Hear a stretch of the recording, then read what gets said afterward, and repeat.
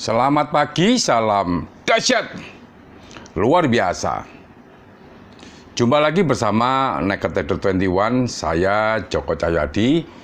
Pagi kali ini, sahabat, saya ingin membahas topik mengenai aspek-aspek apa kira-kira yang perlu dikuasai atau harus dipelajari sebagai seorang trader. Nah, sebelum saya mengupas tentunya selalu izinkan saya untuk memberi hormat kepada sahabat-sahabat trader, juga sahabat YouTuber di seluruh Nusantara. Mudah-mudahan pada kesempatan pagi yang cerah ini Anda semua dalam kondisi berbahagia dan luar biasa.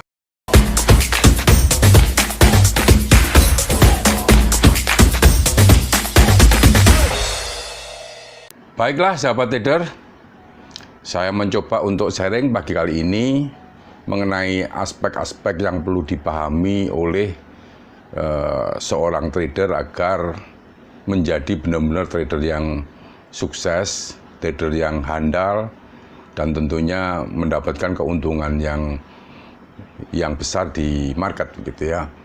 Nah, sahabat trader, kalau kita mau bicara mengenai aspek yang perlu dipahami, ini memang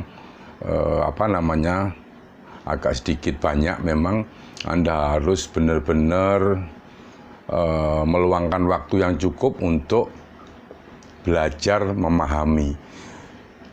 Sahabat trader, perlu diingat bahwa trading forex ya, ini menggunakan yang namanya leverage. Leverage ini adalah daya ungkit.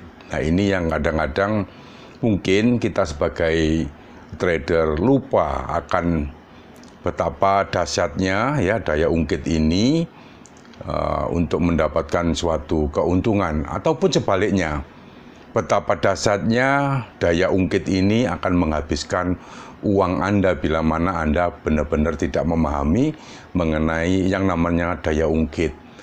Nah, ini adalah faktor pertama mengenai resiko ya. Kemudian Anda perlu juga pahami aspek selanjutnya bahwa untuk belajar trading, Anda juga harus mengenal namanya technical. Technical di dalam perdagangan valuta asing ini cukup banyak ya.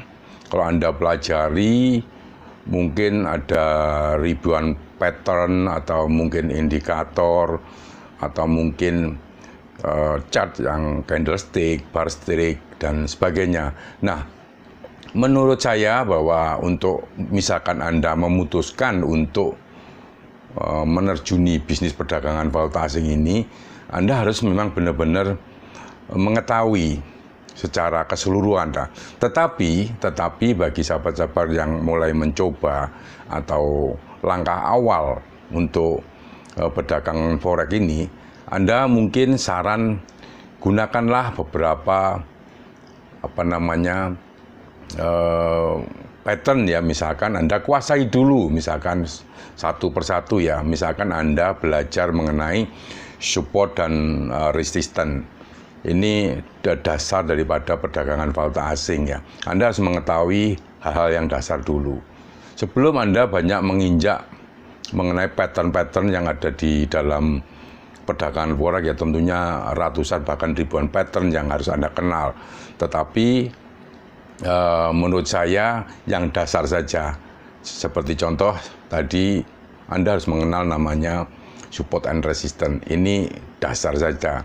Kemudian nanti setelah mungkin Anda memahami satu, baru Anda melangkah ke yang kedua. Artinya Anda bisa mempelajari pattern atau bentuk-bentuk chart, mungkin candlestick, bagaimana dan sebagainya. Tetapi kalau Anda pelajari sekaligus mengenai technical, ini Anda cukup banyak menghabiskan waktu. Pahami satu saja dulu, nanti melangkah kemudian. Dan aspek berikutnya yang perlu Anda ketahui, Anda harus memahami mengenai fundamental ekonomi. Ini Anda harus paling tidak memahami. Banyak data-data ekonomi ya yang ada di market. Mungkin Anda bisa lihat di Forex Factory ya, biasanya saya lihat di sana mengenai data-data apa yang mesti dikeluarkan, data-data apa dan kapan dikeluarkan, jam berapa, ini lengkap di sana. Anda bisa buka di sana. Namun karena data fundamental maupun ekonomi ini banyak,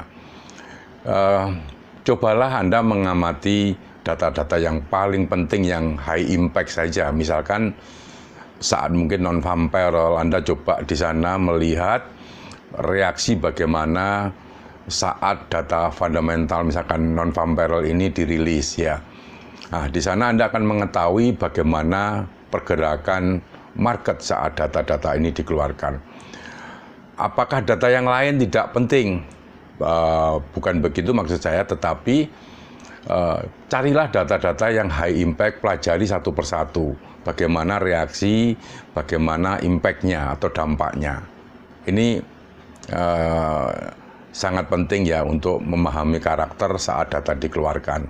Jadi fundamental. Kemudian ada hal yang paling terpenting ya, setelah Anda mencoba aspek tadi mempelajari mengenai fundamental, kemudian aspek berikutnya adalah money management.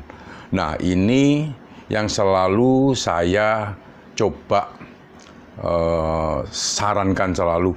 Inilah yang sebenarnya jantung daripada perdagangan forex atau perdagangan valuta asing ya.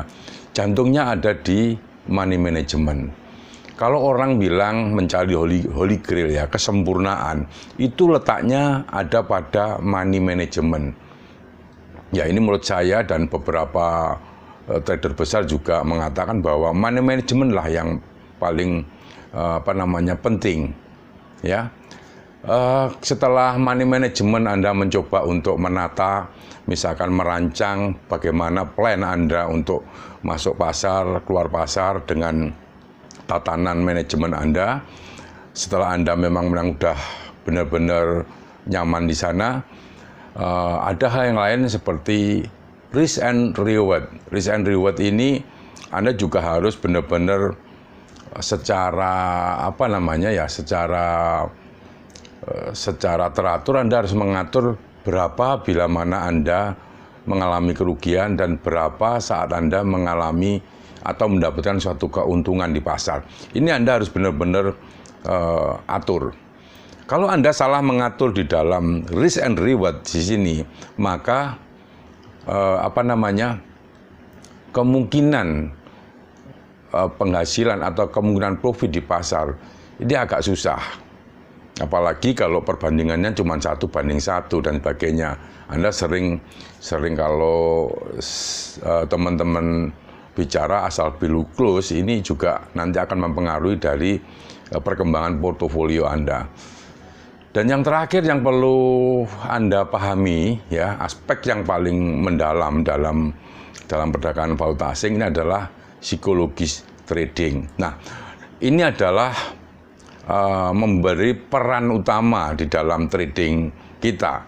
Artinya pengendalian emosi, psikologis kita saat trading ini sangat menentukan.